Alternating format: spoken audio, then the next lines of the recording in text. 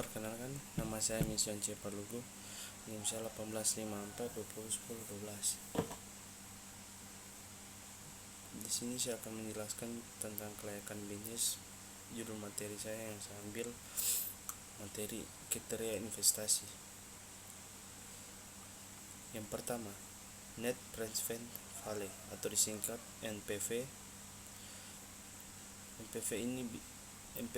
Mode NPV merupakan mode yang dilakukan dengan cara menghitung selisih antara nilai sekarang dari hasil kas yang masuk. Kriteria kelayakan NPV: suatu investasi yang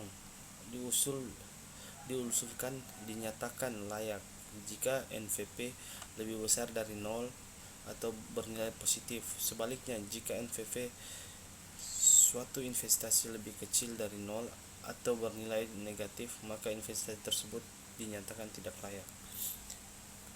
Kelebihan investasi NPV atau Net Present Value: 1. Menghitung tingkat bunga yang sebenarnya. 2. Mudah diterapkan karena tidak menggunakan pendekatan trial and error. 3. Mudah menyesuaikan dengan resiko, yaitu menggunakan tingkat bunga yang berbeda untuk bertahun-tahun berikutnya. Kekurangan NPV atau Net Present Value: 1. Sulit menetapkan rata minimal yang digunakan, tidak menemukan rate of return sebenarnya, adanya asumsi bahwa suatu aliran kas masuk bersih segera dapat diinvestasi kembali pada rate yang dipilih. Dan yang kedua, saya akan menjelaskan BTV Cost Ratio atau disingkat BCR. BCR ini merupakan sebuah perbandingan antara semua nilai pengorbanan atau biaya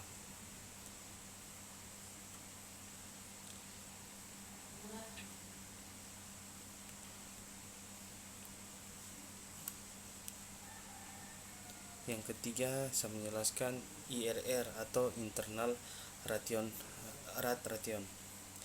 Mode IRR pada dasarnya merupakan metode yang menghitung tingkat bunga yang dapat menyatakan antara present value dari semua aliran kas masuk, aliran kas yang keluar dari suatu investasi proyek. Atau dengan kata lain, laju pengambilan internal adalah laju pengambilan yang menghasilkan NPV aliran kas yang masuk dengan NPV aliran kas keluar.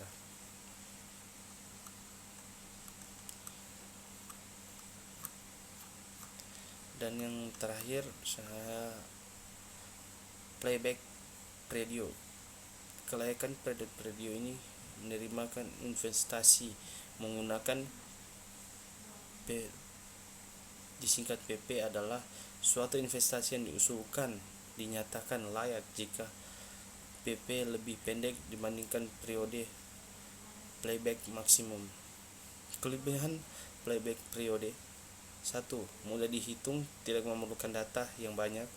2. Berdasarkan pada cash base, bukan actual base. 3. Cukup akurat untuk mengukur nilai investasi yang dibandingkan untuk beberapa kasus dan bagi pembuatan keputusan. 4. Dapat digunakan untuk melihat hasil-hasil yang dapat diperbandingkan dan mengabaikan alternatif investasi yang buruk. 5. Menetapkan pada alternatif yang memiliki periode pengambilan lebih cepat. Kekurangan PP atau payback period. 1. Tidak mampu memberikan informasi tentang tingkat profitabilitas investasi. 2. Tidak menghitung nilai waktu uang. 3. Sulit membuat kesimpulan jika terdapat dua peluang investasi atau lebih yang dimiliki umur ekonomis yang tidak sama. 4. Tidak memperhitungkan pengambilan investasi setelah melewati waktu proyek PPP atau playback period. Cara menghitung playback period: Hal ini mengingatkan bagi bagian Anda yang terkecemplungan dalam dunia investasi, tentu harus bisa melakukan pengambilan modal merupakan periode yang dibutuhkan guna untuk menutupi kembali pengeluaran jumlah investasi dengan aliran kas bersih. Untuk itu, Anda mesti tahu bagaimana cara menghitung playback periode tersebut. Cara menghitungnya adalah membagikan besar nilai investasi atau cost of investment atau jumlah aliran kas neto yang telah masuk setiap tahun, atau annual net cash flow. Nah, perhitungan pengambilan mode ini menggunakan rumus tertentu yang telah ditentukan. Anda perlu mencermati perhitungan pengembalian mode investasi ini baik agar tidak terjadi kekeliruan.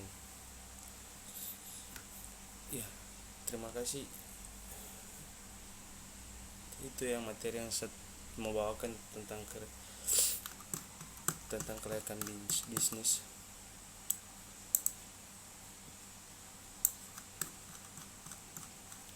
Jika banyak kesalahan, dimohon maaf.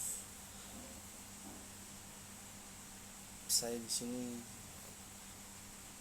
mau mengajak teman-teman untuk bergabung dengan kami di Universitas Pembangunan Indonesia Manado,